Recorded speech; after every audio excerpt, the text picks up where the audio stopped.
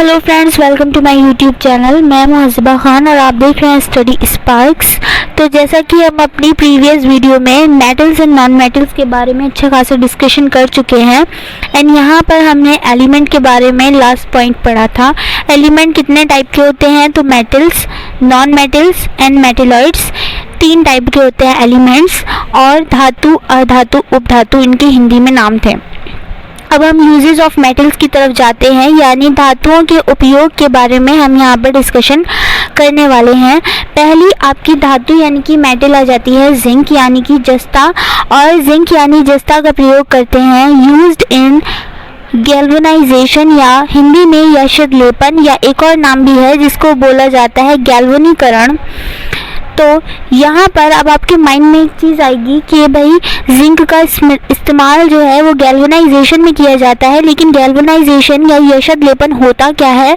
तो आयरन यानी कि Fe की वस्तुओं पर जिंक की एक पतली सी परत चढ़ा देना ताकि उसको जंग ना लगे, गैल्वनीकरण या यशद लेपन की प्रक्रिया कहलाती है।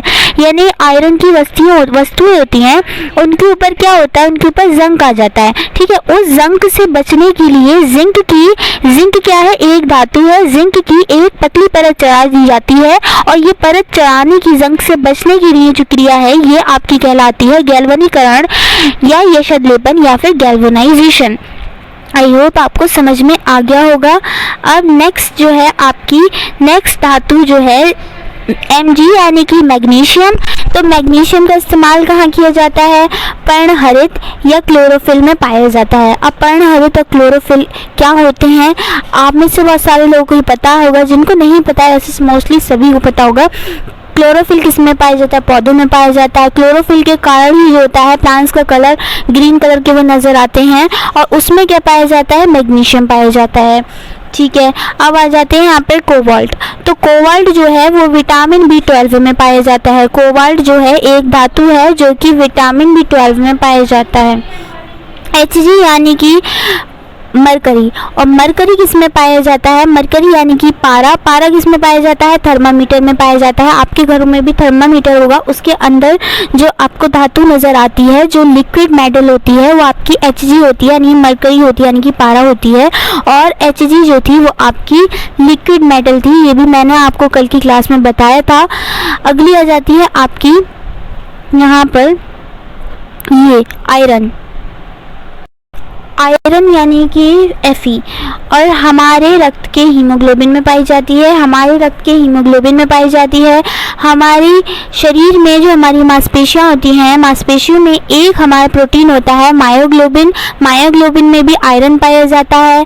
पौधों में साइटोक्रोम होता है, साइटोक्रोम के अंदर भी आयरन पाया जाता है। लेग हीमोग्लोबिन कहाँ पाया जाता है? दलहनी पौधों जो होते हैं उनकी जड़ों में पाया जाता है, और उनके अंदर भी आयरन पाया जाता है। यहाँ पर कितनी चीज़ें पता चली? हमारे रक्त के हीमोग्लोबिन में आयरन पाया जाता है। मायोग्लोबिन एक प्रोटीन है जो हमारे शरीर की मांसपेशियों में पाया जाता है, उसके अंदर आयरन पाया जाता है।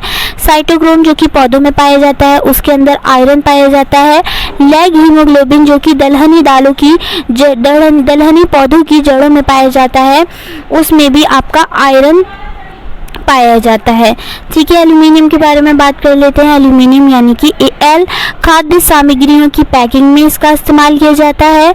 हवाई जहाज या एरोप्लेन की बॉडी बनाने में भी आपकी कौन सी मेटल का इस्तेमाल किया जाता है? तो एल्यूमिनियम का प्रयोग किया जाता है। अब यहाँ पर थोड़े से हम यूजेस ऑफ नॉन मेटल्स यानी अधातुओं के इस्तेमाल के बारे में भी जान लेते हैं। उससे पहले अगर आप मेरे चैनल पर नए हैं तो प्लीज़ मेरे चैनल को सब्सक्राइब कर दें, लाइक कर दें, शेयर कर दें, एंड कमेंट सेक्शन में एक बार आकर ज़रूर मुझे ये बताइए कि आपको मेरी वीडियो कैसी लगी, अच्छी लगी, बुरी लगी, कैसी लगी। साथ ही में बेल आइकन को भी प्रेस कर दीजिएगा ताकि मेरा आने वाला कोई भी नया नोटिफिकेशन आप लोगों तक पहुँच सके। और यहाँ पर जो हम कर रहे हैं वो 6th, 7th and 8th class की NCERT है, कंप्लीट NCERT है। फुल डिटेल में हम लोग जा रहे हैं। नोट्स देख करके आपको अंदाज़ा लग जाएगा। अगर आप CTET 2024 दिसंबर की तैयारी कर रहे हैं तो ये सारे क्लासेस आपके लिए बहुत हेल्पफुल होने वाले हैं। लेकिन अगर हेल्पफुल होंगे भी तब होंगे जब आप इनका रिवीजन करते चलें, क्योंकि जितना ज़्यादा सिलेबस है अगर क्लासेस बढ़ते चले जाएंगे तो आपको कवर करने में काफ़ी ज़्यादा प्रॉब्लम हो जाएगी। अभी यहाँ पर हम कर रहे थे अधातुओं के गुणों के बारे में तो पढ़ चुके थे, यूजेस के बारे में पढ़ रहे थे, यानी कि तो पहली जो हमारी धातु है वो हमारी सल्फर आ जाती है। और सल्फर का प्रयोग कहाँ किया जाता है? तो सल्फर का प्रयोग रबर के वल्कनीकरण या वल्कनाइजेशन में किया जाता है। अब आपके माइंड में ये वाला सवाल आ रहा होगा कि वल्कनाइजेशन या वल्कनीकरण आखिर होता क्या है, वो भी मैंने आपको यहाँ पर बता ही दिया है। रबर में सल्फर मिलाया जाता है ताकि वे और कठोर हो सके और लचीली बन सके, और यही प्रक्रिया जो है वल्कनाइजेशन या वल्कनीकरण कहलाती है। यानी कि जो रबर होती है उसमें क्या मिलाया जाता है? उसमें सल्फर मिलाया जाता है। और क्यों मिलाया जाता है? इसलिए मिलाया जाता है ताकि वे कठोर हो सके और ज़्यादा लचीली हो सके। और कितना परसेंट मिलाया जाता है, यानी क्वेश्चन अगर पूछ ले कि रबर के अंदर सल्फर मिलाया जा रहा है, सल्फर की कितनी मात्रा मिलाई जाती है, तो 5 से 6% तक जो है सल्फर की मात्रा मिलाई जाती है ताकि रबर को और ज़्यादा कठोर व लचीला बनाया जा सके। सल्फर और फास्फोरस का प्रयोग आतिशबाजी और पटाखों में किया जाता है। आतिशबाजी का इस्तेमाल पटाखों में किया जाता है, शादी वगैरह में। रेड फास्फोरस का इस्तेमाल माचिस बनाने में किया जाता है। क्लोरीन का इस्तेमाल जल के प्योरीफिकेशन या जल के शुद्धिकरण में किया जाता है। साथ में निरंजक यानी ब्लीचिंग के में भी प्रयोग किया जाता है। निरंजक यानी ब्लीचिंग क्या होता है? तो जैसे कपड़ों पे दाग लग गया, आपके कोई कलर ऐसा लग गया, तो उस कलर को हटाने में भी उसी चीज़ को आपका निरंजक बोला जाता है या फिर ब्लीचिंग कहा जाता है।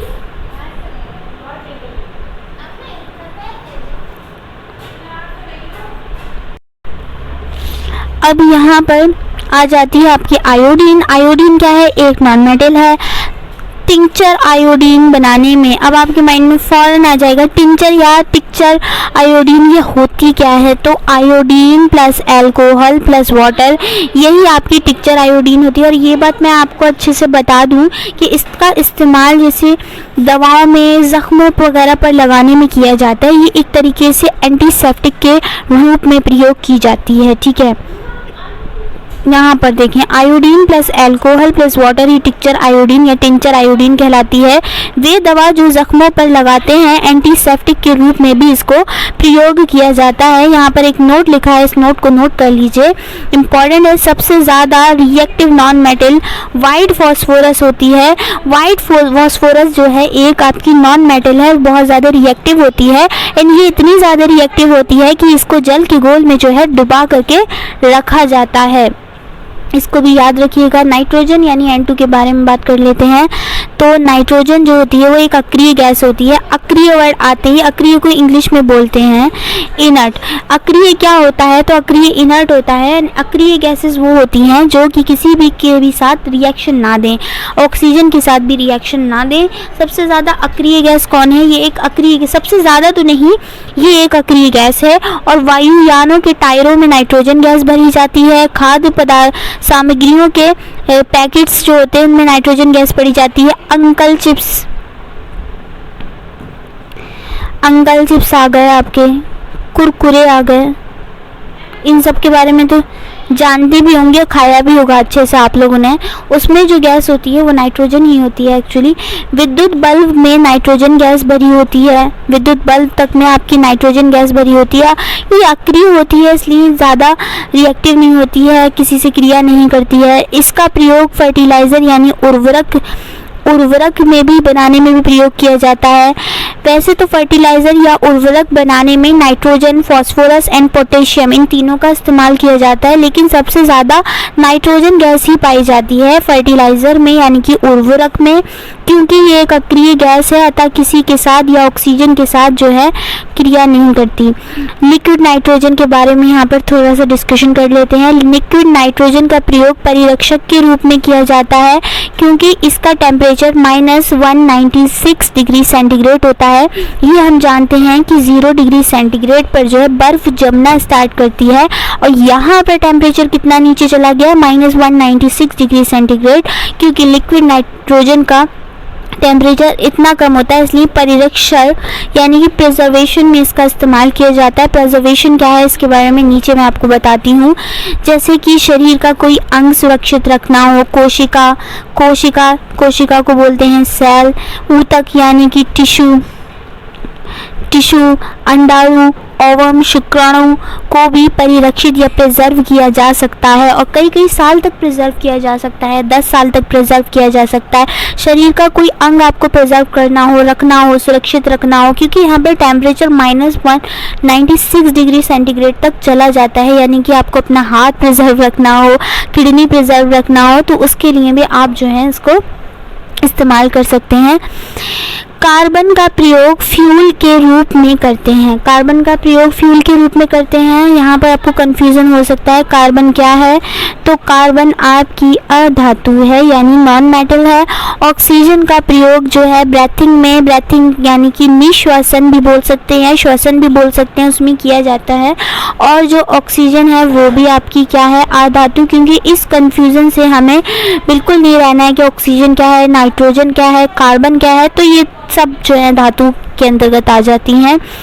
अधातुओं के कुछ महत्वपूर्ण रिएक्शंस आ गए, धातुओं के कुछ महत्वपूर्ण रिएक्शंस यहाँ पर आ रही हैं, जिनके बारे में हम इंशाल्लाह नेक्स्ट वीडियो में करेंगे। आई होप आपको आज की वीडियो पसंद आई होगी। पसंद आई है तो प्लीज़ लाइक कर दें, और अच्छी लगी है तो बता भी दें कमेंट सेक्शन में आ करके। साथ में रिवीजन करते चलें, क्योंकि वीडियो छोटी ज़रूर होती है लेकिन मैटर आपको अच्छा खासा दे करके जाती है। इन सबको नोट करते चलें। तब तक के लिए गुड बाय।